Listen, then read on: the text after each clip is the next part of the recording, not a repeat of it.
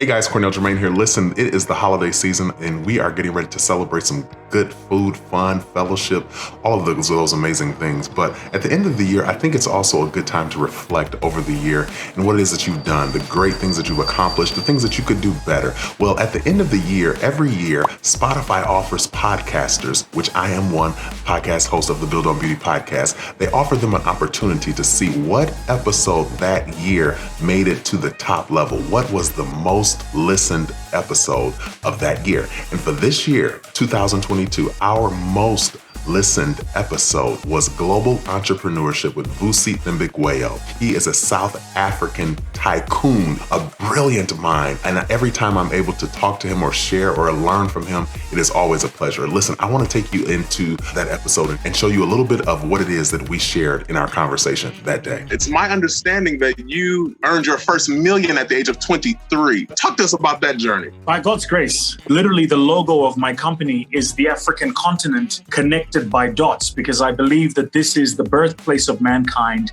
It's the future of mankind. But if we as Africans don't connect ourselves, then there's no future for mankind. Isn't that powerful? Yes. Right. So by God's incredible grace, I had been doing public speaking when I was at high school. Then I'd met some good people while I was traveling the world. I spent some time in Australia, spent some time in the US and the UK, in Brazil and many other places. And so I thought that I'm going to start a business. And at the time, South Africa had a problem with youth unemployment. And my business was finding young, unemployed South Africans jobs in the rest of the world. That's what I did, and that's how I made my first million. Have to ask you about this whole pandemic. First of all, how has it affected you guys there in South Africa? Whew, it's been a nightmare, man. It's been really, really difficult. We're seeing record levels of unemployment, highest levels of unemployment in South Africa of our recent history. We're seeing our currency come under immense pressure. We're seeing credit markets come under immense pressure. We're seeing capital markets come under huge, huge pressure. We're seeing massive amounts of layoffs and retrenchments. It's been an absolute nightmare. You have to remember that coming into this period, South Africa already was in a recession. So we were in a recession at the end of last year. We'd had 2 years of a recession in the real economy. And we saw a recession again, or a contraction in our economy in the first quarter of this year. So by the time they announced that we were going into lockdown in March of this year, many businesses were on their knees. Many households were already on their knees. And this has just accelerated what's been the worst economic circumstance for South Africa, I think, in the economic life of many of us, myself included. The government officials, what are they saying to the citizens during this time? Some of the people in public service are really doing the best they can. I can imagine they're not sleeping at night. They're pulling in the hours. But, you know, as other things with public service, there are also people in the state who are quite lethargic and I think aren't understanding of how important this moment is in the lives of people. I think there are some people in government who are disconnected from the realities of the average citizen. Have you experienced any racism in South Africa? Does that exist at all? Yeah, I mean, you know, you have to remember that the history of South Africa is laden with racism and inequality. And so, you know, as a mechanism to distort that and to try and correct some of those distortions in the system, we have legislations which themselves are race-based, in my view, necessarily so. But we also have legislations which themselves are race-based to try and redress some of the injustices of the past. But like every other country, I think that everybody's battling for a voice. People want to be heard. And people want to be heard in the language that they want to speak, not the language that everybody wants to listen to. Being that you have traveled quite a bit in the business space, how do you define entrepreneurship? Whew. I mean, I think that there is a difference between an entrepreneur and a business owner, in my view. I think business owners sell products, entrepreneurs solve problems. And what we're learning about a period exactly like this COVID period is often the problems we thought we were solving have changed. And now you're seeing the difference between the business owners and the entrepreneurs, because the business owners are spending their time trying to retrofit reality into their plans. The entrepreneurs are spending their time coming up with new plans for this new reality. You give several keys in a recent article as it pertains to how to navigate this space as a business owner. And one of the things you say is to conserve cash. Explain that and give us your reasoning behind that. I think the single most important thing for any person in this thing called a business right now is cash float, not cash flow. Those two things are different. Cash flow is the financial modeling around the inflows and outflows of cash in your business.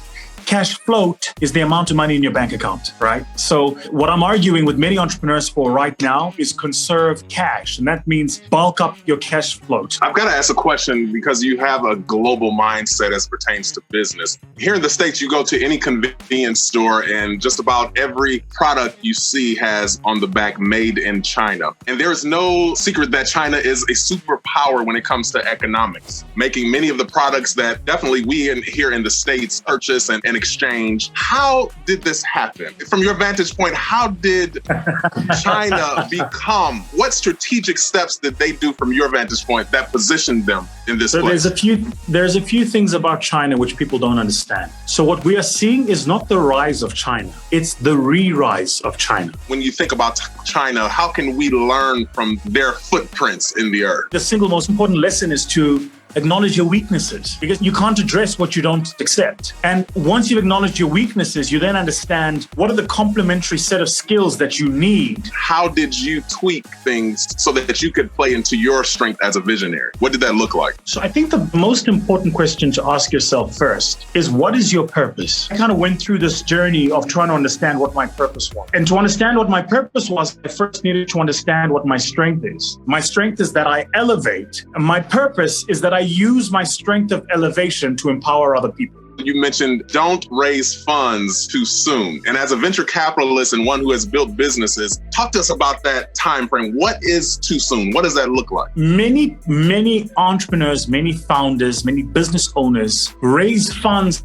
for their business at the early stages of their business when they're trying to get their feet off the ground. That's the wrong time. You want to raise funds for your business once you've got your feet off the ground. What that means is once you've got, they call it in tech, an MVP, a minimum viable product, or what the rest of us in the real world call traction. I'm curious, you've been in this game of business for many years. What did that sacrifice look for you like in the beginning, and how does it look now being that you've grown? Sorry, I'm trying to not to get emotional because I'm remembering I took deep financial sacrifices. There was a point in time when I had very little to go on. And I remember I didn't have any place else to live. So I lived in my office for months on end in the dead of winter. And I used to sleep in my car. I'd switch the car on every 20 minutes for 3 minutes at a time just to warm it up. And even then I didn't give up. I hope you've enjoyed this episode. If you have not listened to the episode, please check the link in the description so that you can watch the full or listen to the full episode. You can check it out on YouTube. You can check it out on Spotify, iTunes, anywhere you find podcasts.